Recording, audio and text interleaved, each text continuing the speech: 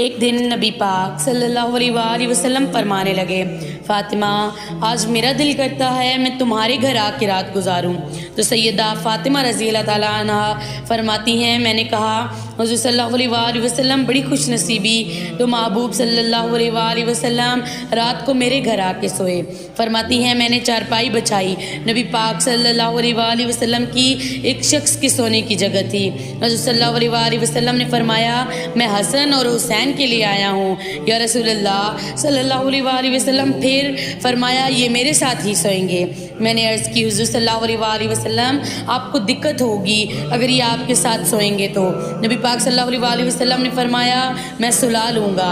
حضرت فاطمہ کہتی ہیں کہ ایک کندھے پہ حضور نے امام حسن کو سلایا اور دوسرے کندھے میں امام حسین رضی اللہ تعالیٰ عنہ کو لٹایا۔ کہتی ہیں امام حسین رضی اللہ تعالیٰ عنہ کی عادت تھی وہ رات کو جب بھی اٹھتے تو دودھ مانگتے تھے اور میں نے برتن میں ڈال کے رکھا ہوتا اور میں ڈال کے دے دیتی۔ فرماتی ہیں اس رات بھی امام حسین رضی اللہ تعالیٰ عنہ نے دودھ مانگا، میں اٹھنے لگی دودھ دینے کے لیے، پر نبی پاک صلی اللہ علیہ وآلہ وسلم نے فرمایا بیٹے تو لیٹ جا، اگر آج یہ میرے ساتھ سوئے ہیں تو دودھ بھی میں ہی پلاؤں گا۔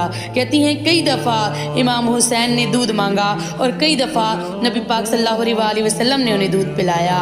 ہر نانے کو نواسے سے پیار ہوتا ہے، پر یہ نہ خالی نانا نہیں ہے، یہ امام الانبیاء ہیں، یہ سرور کون و مقام بھی ہیں، ان کا ہر کام اللہ پاک کے حکم سے ہوتا ہے۔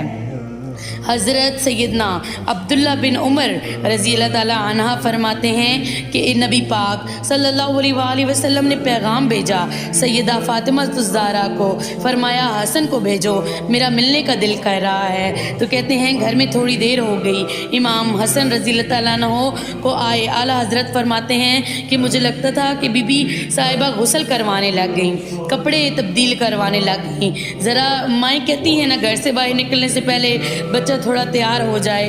تو نبی پاک صلی اللہ علیہ وآلہ وسلم بے چین ہو گئے، فرمایا حسن آ کیوں نہیں رہا، میرا ملنے کو دل فرما رہا ہے۔ تھوڑی دیر کی گزری، امام حسن رضی اللہ تعالیٰ عنہ نے دروازہ کھولا سیدہ پاک کا۔ جب دروازہ کھولا تو نبی پاک صلی اللہ علیہ وآلہ وسلم نے دو بازوؤں کو کھول دیا۔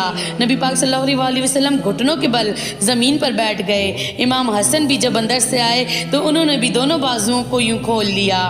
کہتے ہیں رسول اللہ صلی اللہ علیہ وآلہ وسلم کے جب گلے سے آ کے لگے تو عبداللہ بن عمر کہتے ہیں کہ میں نے حضور صلی اللہ علیہ وآلہ وسلم کی آنکھوں میں آنسو دیکھے اور محبوب صلی اللہ علیہ وآلہ وسلم نے ان کا ماتھا چوم کر کہنے لگے اے اللہ میں ان دونوں سے بہت محبت کرتا ہوں، تو بھی ان سے محبت فرما۔ اے اللہ جو میرے حسن اور حسین